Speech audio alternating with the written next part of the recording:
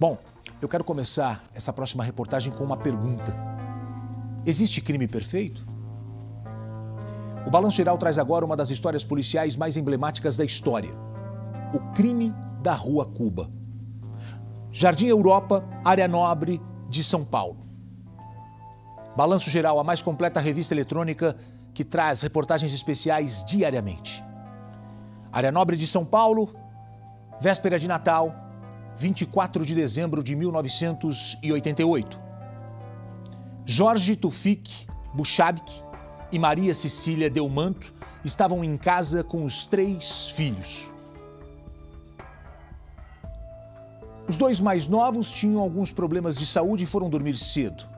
Jorginho, mais velho, teria saído naquela noite e retornado mais tarde. No dia seguinte, Jorginho aparece desesperado na rua da casa dele. Ele para uma viatura e pede ajuda aos policiais para arrombar a porta do quarto dos pais. Jorge e Maria não haviam levantado para tomar café. Os policiais abrem a porta e o pior vem à tona. O casal da alta sociedade paulistana estava morto em cima da cama. 2 tiros fatais em cada um. Jorginho, o filho mais velho, passou a ser investigado pela polícia. Alguns detalhes reforçam a ideia de que entraram na casa e mataram o casal. Mas o que chamou a atenção da polícia é que não havia sinais de arrombamento na casa. O cachorro da família não latiu. E por que Jorginho chamaria a polícia para arrombar a porta do quarto dos pais? Ele mesmo não poderia ter feito isso? Para a polícia, o assassino esteve o tempo todo dentro da casa. A arma do crime nunca foi encontrada. Mesmo sendo o único suspeito pelo assassinato dos pais, Jorginho nunca foi condenado. Pelo contrário, foi inocentado por falta de provas. Esta é a informação. Mas o crime da Rua Cuba ficou famoso como um dos principais crimes da história do país. Mas um crime que não foi solucionado. O que aconteceu? Crime perfeito ou um crime mal investigado? Você vai ver hoje o 2º capítulo da série especial Crimes Sem Solução. Nós preparamos hoje para você o crime da Rua Cuba.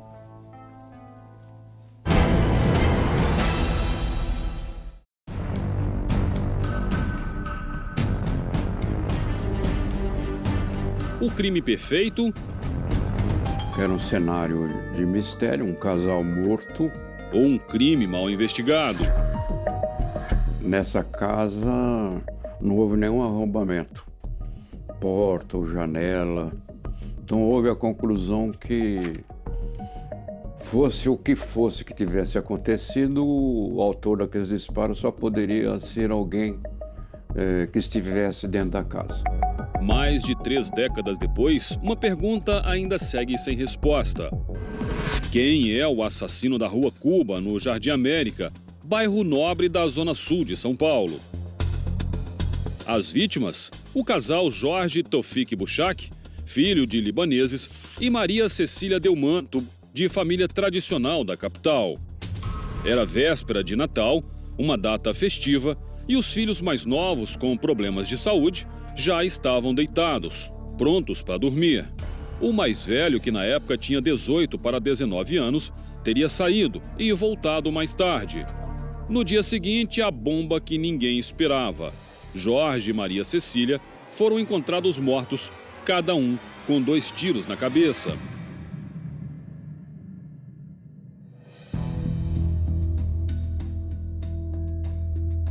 O fato marcou a sociedade paulistana e virou notícia em todos os jornais do país. 3 décadas e meia mais tarde, o duplo assassinato da Rua Cuba ainda segue sem solução. Quem matou o casal Tufik Buchabik? A casa hoje está bastante diferente de quando o casal foi encontrado morto dentro da casa. A fachada foi toda trocada. Está completamente fechada. É impossível ver como está a casa lá dentro.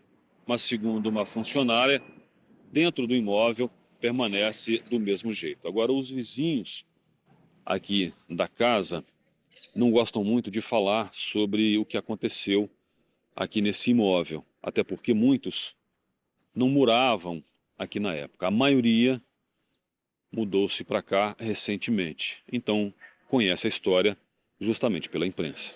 Para relembrar o caso, nossa equipe também foi em busca de alguns poucos moradores daquela época que ainda permanecem na região. Eles mudaram bem a casa ali, né? Eles arrumaram bem, eles arrumaram de novo. Porque aí era de outra pessoa, não foi? Nem sei se Eles já são terceiro dono já. É o terceiro. A polícia sempre apontou um único suspeito, o filho mais velho do casal, Jorge Delmanto Buchac. Jornalista experiente com mais de 60 anos de profissão, Percival de Souza acompanhou as investigações de perto e lembra que a relação do filho com os pais era conflituosa. Jorginho, como era chamado, não queria seguir as regras dos pais, e isso deixava Jorge e Maria Cecília revoltados. Que era um adolescente problemático, tinha de tudo, do bom e do melhor que os pais proporcionavam, era resistente em estudar direito, de certo modo decepcionava os pais. Para matar o casal, o assassino usou um revólver calibre 38, que nunca foi encontrado. Também não havia sinais de luta e nem de arrombamento na casa. Provou-se tecnicamente que na casa tinha um cão que estranhamente não teria latido. Comprovou-se que na casa ao lado tem um vigia noturno que não ouviu nenhum disparo, quer dizer, tudo aconteceu no interior da casa. Alguns detalhes chamaram a atenção da polícia para apontar Jorginho como principal suspeito de ter assassinado os próprios pais. Entre eles, o fato dele ter saído para a rua em busca de ajuda, em vez do próprio filho ter arrombado a porta do quarto do casal para ver o que estava acontecendo lá dentro. Ele foi para a rua, parou um primeiro carro da polícia que encontrou, disse que os pais não saíam do quarto e pedindo para que fossem verificar. Recentemente, Renato Lombardi e Percival de Souza gravaram um podcast relembrando o caso que 3 décadas e meia depois segue sem o desfecho. Acusado pela polícia e pelo Ministério Público de ter matado a mãe e o pai, a mãe Maria Cecília e o pai Jorge Taufik Buchac, que foi o filho mais velho, Jorginho Buchac, é isso, Percy? Exatamente, a acusação foi essa, ele chegou a ser denunciado, mas na hora de ser realizado o julgamento pelo júri popular, o magistrado entendeu que não havia provas suficientes. Percival teve acesso a todos os detalhes do trabalho da polícia. A história acabou virando livro. Uma das hipóteses iniciais, que chegou a ser investigada e amplamente discutida no livro de Percival, era assassinato seguido de suicídio. Num primeiro momento, os investigadores acreditavam que Jorge Taufik havia matado a mulher e depois tirado a própria vida. Mas esses disparos foram analisados. Queima-roupa, uma distância muito próxima, tudo indicando que a mulher foi, de alguma maneira, surpreendida, e ele, tendo planejado aquilo, resolveu suicidar-se a seguir. Percival se lembra ainda que, com o passar dos dias, a investigação tomou outros rumos. O que antes parecia improvável foi tomando forma. Ao final do inquérito, a polícia concluiu que ninguém havia entrado ou saído da casa e que o assassino passou a noite lá dentro. E depois, considerando tudo isso e outros detalhes, chegou-se à conclusão que o autor tinha sido o filho.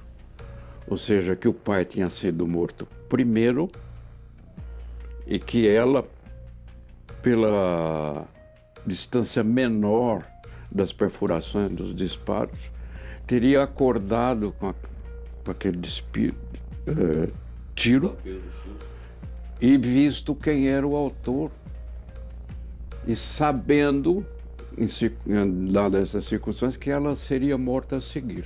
Essa foi a conjectura. a outra hipótese. Foi não uma conclusão. A Polícia Civil não atuou sozinha nas investigações. Todos os passos foram acompanhados de perto por um representante do Ministério Público, que por diversas vezes chegou a sugerir ações que pudessem ajudar na elucidação do crime e, principalmente, chegar ao assassino. Percival de Souza também lembra de algumas falhas da perícia, mas que logo foram corrigidas. A perfuração foi descrita como entrando de um lado e saindo de outro. E o fato técnico tinha acontecido exatamente o contrário. Elas foram mal descritas. Por essa razão, os corpos foram exumados. Com a conclusão do laudo e corrigidos os erros, o caso ganhou contornos ainda mais misteriosos. Alguém escondido longe da vista da família ou alguém próximo? Como ninguém ouviu os tiros? Se o criminoso invadiu a casa, por que nada foi levado? Nós tentamos falar com Jorginho, o filho mais velho do casal, o único suspeito do crime. Segundo o Ministério Público, ele nunca foi julgado. Na época, a juíza do caso julgou as provas insuficientes e arquivou o inquérito. Jorge Tofik, que hoje atua como advogado, atendeu nossa ligação, mas se recusou a gravar entrevista. Para Percival de Souza, o caso da Rua Cuba é uma dessas histórias insolúveis, sem um desfecho, sem um rosto, sem um culpado e sem uma sentença. Se existe uma terceira personagem, isso seria um enigma, um mistério até aqui indecifrável. Seria alguém com uma extrema habilidade, capaz de ter acesso a uma residência sem deixar nenhum tipo de vestígio. O que não se apurou até agora é considerado irreversível. Renato Lombardi acompanhou esse caso de perto, crime da Rua Cuba. Desde o encontro dos corpos até o último dia, quando o Jorginho foi inocentado. E existe crime perfeito? Não. Existe crime mal investigado. Esse crime foi investigado muito, mas o começo foi ruim. Quando o começo foi ruim, terminou exatamente na impronúncia. E o Zé Carlos Dias, que era o advogado do Jorginho Buchab, disse o seguinte para mim, na porta do fórum, quando a juíza impronunciou o Jorginho, quer dizer, inocentou, falou assim, caiu o castelo de cartas do promotor de justiça, que era o Luiz Antônio Guimarães Marré.